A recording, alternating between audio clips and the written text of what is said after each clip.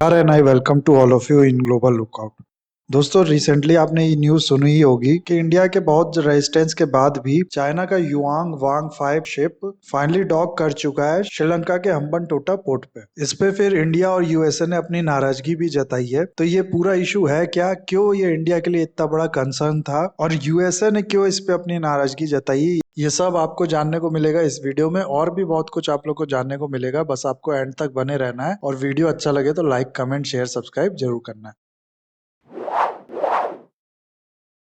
हालांकि चाइना और श्रीलंका के रिश्ते बहुत पुराने हैं, लेकिन 2000 से ये बॉन्डिंग और मजबूत होने लगी थी। ये वो टाइम था जब श्रीलंका ने अपने इन्वेस्टमेंट की शुरुआत की चाइना में। उसके बाद एक के बाद एक एम्बिशियस प्रोजेक्ट पे काम होने लगा श्रीलंका में। इसी प्रोजेक्ट में से एक प्रोजेक्ट था हम्बनटोटा पोर्ट का। ये भी चाइना के इन्वेस्टमेंट से बना था और 2010 में फाइनली ये पूरा बन के तैयार हो गया था। फिर 18 नवंबर 2010 से इसका ओपनिंग शुरू हुई थी। इस पोर्ट की लोकेशन श्रीलंका के सदर्न पार्ट में है और ये श्रीलंका का सेकंड सबसे बड़ा पोर्ट है, पोर्ट ऑफ कोलंबो के बाद। लेकिन इस प्रोजेक्ट से क्योंकि कोई खास फायदा नहीं हो पा रहा था, श्रीलंका को कुछ खास कमाई नहीं हो पा रही थी, इसलिए वो चाइना का पैसा दोबारा चुकाने में सक्षम नहीं हो पाया। और फाइनली चाइना की एक कंपनी सीएम पोर्ट के साथ उसको एग्रीमेंट करना पड़ा। इस एग्रीमेंट के अंतर्गत श्रीलंका अपने पोर्ट का 70% स्टेक दे देगा सीएम पोर्ट कंपनी को, प्लस ये जो पोर्ट है ये भी चाइना को दे दिया जाएगा 99 साल के लीज पे। जिसका मतलब है इस पोर्ट को चलाएगा चाइना और श्रीलंका को टाइम टाइम पे एक रेंट की तरह एक अमाउंट दिया जाएगा। और इसी पोर्ट पे चाइना ने अब ये कहा श्रीलंका को कि हम अपना जहाज वांग वांग 5 भेज रहे हैं, जो कि यहाँ पर डॉक करेगा और कुछ समय के लिए रुकेगा और फिर यहाँ से चला जाएगा। ये युआंग वांग शिप कैपेबल है स्पेस और सैटेलाइट के ट्रैकिंग के लिए।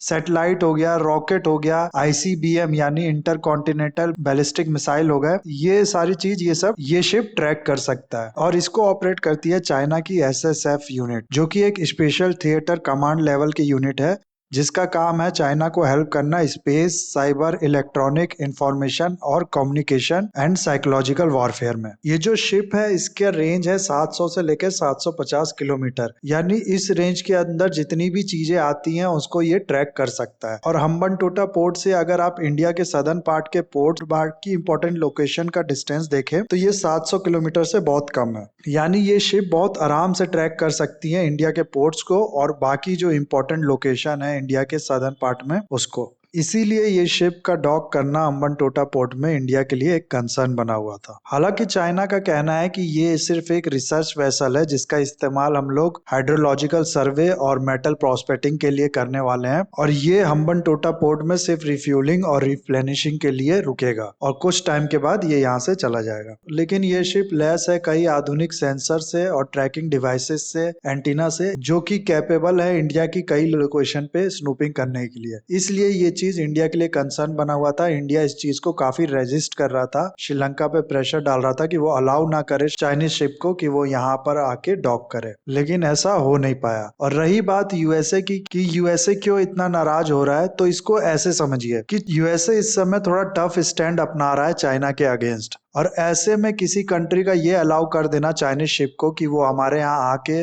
डॉक करे और यहाँ पर कुछ दिन के लिए रुके रहे, ये चाइना के इन्फ्लुएंस को दिखाता है इंडियन ओशियन में। और कई ऐसी लोकेशन है इंडियन ओशियन में जो यूएसए के लिए भी इंपॉर्टेंट है, वहां पर भी चाइना इस शिप का यूज करके स्नूपिंग कर सकता है, जो कि यूएसए नहीं चाहता है। इसलिए यूएसए भी श्रीलंका पे प्रेशर बना रहा था, प्रेशर भी काम नहीं आया।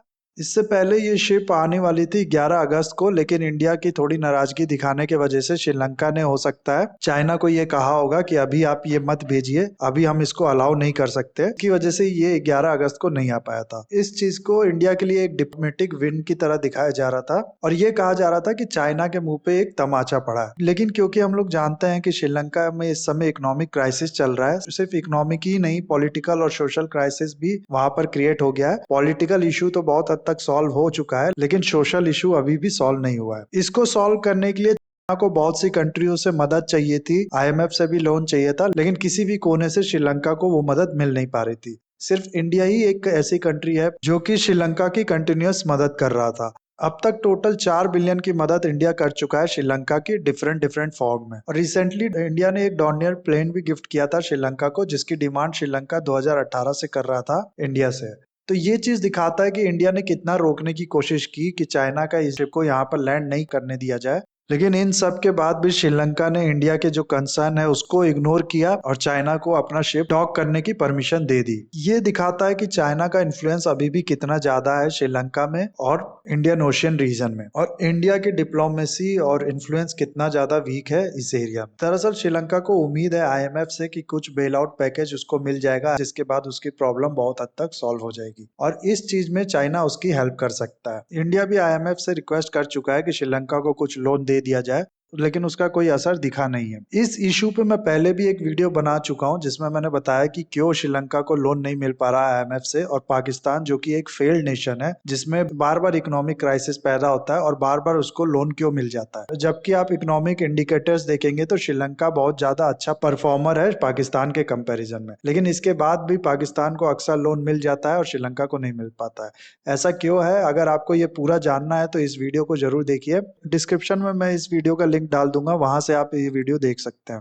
तो इसलिए कहा जा रहा है कि चाइना ने हो सकता है श्रीलंका को धमकी दी हो कि अगर आप अलाउ नहीं करोगे हमारी शिप को वहां लैंड करने के लिए तो आपको आईएमएफ से जो मदद मिलनी है वो हम लोग नहीं मिलने देंगे। कई लोग ऐसा प्रेडिक्ट कर रहे हैं, लेकिन वी डोंट नो ये सही है कि नहीं है, क्योंकि आईएमएफ में बहुत बड़ा से है यूएसए का। अगर यूएसए इतना ही काउंटर करना चाहता है चाइना को तो वो श्रीलंका को लोन क्यों नहीं दिला देता। तो इस बारे में कुछ नहीं कहा जा सकता है, ये सिर्फ प्रिडिक्शन है। हो भी सकता है ऐसा हुआ हो और नहीं भी हो सकता है। दूसरा, कुछ लोग ये भी स्पेकुलेट कर रहे हैं कि ये श्रीलंका की स्ट्रेटेजी है कि इस एरिया में जो दो पावरफुल नेशन है इंडिया और चाइना, इन दोनों को बैलेंस करने की, जो चीज नेपाल और श्रीलंका जैसी कंट्री हमेशा से करते आई है। हम लोग ने पास्ट में भी देखा है जब भी इंडिया से इन लोग के रिश्ते बिगड़े हैं ये थोड़ा अपना टिल्ट दिखाने लगती हैं चाइना की ओर। तो खैर जो भी हो, जो ग्राउंड रियलिटी है वो ये है कि इस समय चाइना का शिप ये डॉक कर चुका है और 16 अगस्त से लेकर 22 अगस्त तक यहाँ पर रुकेगा ये। और इस पूरे चीज को मैं ये कहूंगा कि ये एक पूरी तरह से स्लैप है इंडिया के मुंह पे।